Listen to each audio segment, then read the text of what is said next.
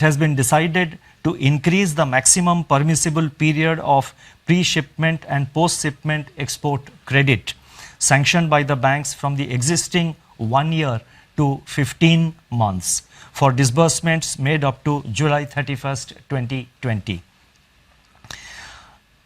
The next measure relates to liquidity facility for the Exim Bank of India. In order to enable the Exim Bank to meet its foreign currency resource requirements, it has been decided to extend a line of credit of rupees 15,000 crore to the Exim Bank for a period of 90 days with rollover of up to 1 year so as to enable it to avail a US dollar swap facility. Next measure relates to extension of time for payment for imports. With a view to providing greater flexibility to importers in managing their operating cycle in a COVID-19 environment, it has been decided to extend the time period for completion of outward remittances against normal imports, that is excluding import of gold, diamonds and precious stones and jewelry, into India from 6 months to 12 months from the date of shipment of such imports made on or before July 31st, 2020. The next set of measures relate to measures to ease the financial stress. The RBI had earlier on 2 separate occasions, on March 27th and on April 17th, when I made statements in the media, the RBI had announced, on both these occasions, certain regulatory measures pertaining to granting of 3 months moratorium on term loan installments. That is the first one we had announced. 2, deferment of interest for 3 months on working capital facilities. 3, easing of working capital financing requirements by reducing margins or reassessment of working capital cycle. 3, exemption from being classified as defaulter in supervisory reporting and reporting to credit information companies. 5, I think 1, 2, 3, 4, 5, I'm just listing out. It's possible that I missed to, that exemption probably was number 5, exemption from being classified as defaulter. I think that was 4. The 5th point is extension of resolution timelines for stressed assets.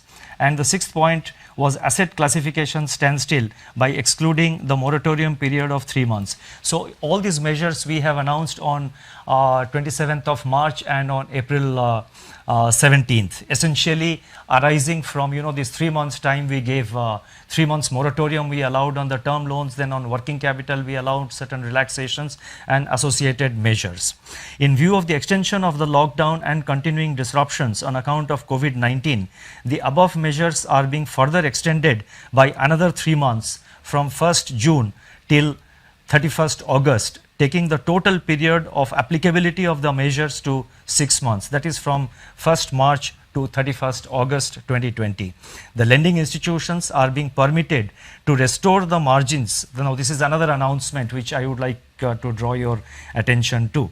The lending institutions are being permitted, not only with regard to working capital, we are extending the time limit by another 3 months, but the lending institutions are being permitted to restore the margins for working capital to their original levels by 31st March 2020. This is one area where we had given 3 months time. Now we are now giving time that the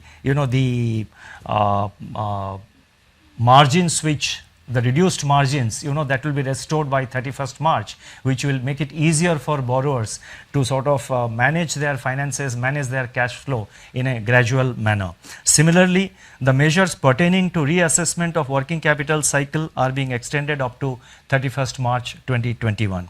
Additionally, it has been decided to permit lending institutions to convert the accumulated interest on working capital facilities over the total deferment period of 6 months, that is from 1st March to 31st August, into a funded interest term loan which shall be fully repaid during the course of the current financial year ending 31st March 2021. Now, this is one area where we had received lot of representations, not only from banks but also from the real sector borrowers. They were saying that the earlier deferment of interest which RBI had permitted, that meant that the entire interest component, the entire accumulated interest during the 3 months moratorium had to be sort of paid back to the bank in one shot. Obviously, it was posing problems in cash flow management for the various borrowers, for the various borrowing entities. So taking this into account, we have now decided that it will be converted into, the deferment of the working capital during this 6 months period. They will be converted into a funded interest term loan, which will be fully repaid during the course of the current year, that is during the next few months, and the payment shall be completed by 31st March. This will provide considerable amount of ease, and this will facilitate easier cash flow management by the borrowing entities. In view of the current difficulty in raising resources from capital markets, the group exposure limit of banks is being increased from 25% to 30% of eligible capital base for enabling the corporates to meet their funding requirement from banks. The increased limit will be applicable up to June 30th, 2021. The last set of measures, they relate to easing the financial constraints faced by the state government, and there is one announcement. In order to ease the bond redemption pressure on the states, it has been decided to relax the rules governing the withdrawal from the Consolidated Sinking Fund, that is CSF, while at the same time ensuring that depletion of fund balance is done prudently. Together with the normally permissible withdrawal, this measure will enable the states to meet about 45% of the redemptions of their market borrowings which are due in the current year 2021. Detailed guidelines for all the above announcements will be issued separately. I now come to my concluding remarks. I would like to say that central banks are typically seen as conservative institutions, yet when the tide turns and all the chips are down, it is to the central banks that the world turns for support, and this is all over the world, almost in every country, and this is visible in the action being taken by the various central banks across the world. And you would have noticed in India also the RBI is trying to take necessary measures, and we are, whatever maximum measures we are able to undertake, the RBI is at the forefront and is taking the measures. Going forward, as I have said, we will continue to be vigilant, and we will take whatever measures are necessary to meet the COVID related challenges which are ahead of us. As I have stated earlier, the RBI will continue to remain vigilant and in battle readiness to use all its instruments and even fashion new ones, as recent experience has demonstrated, to address the dynamics of the unknown future. The goal, as I have enunciated earlier, are: number one, to keep the financial system and financial markets sound, liquid and smoothly functioning. Number two, to ensure access to finance to all, especially those that tend to get excluded by the financial markets. And three, and very important, to preserve financial stability. It shall be our endeavor that RBI's actions and stance contribute to laying the foundations for a better tomorrow in India.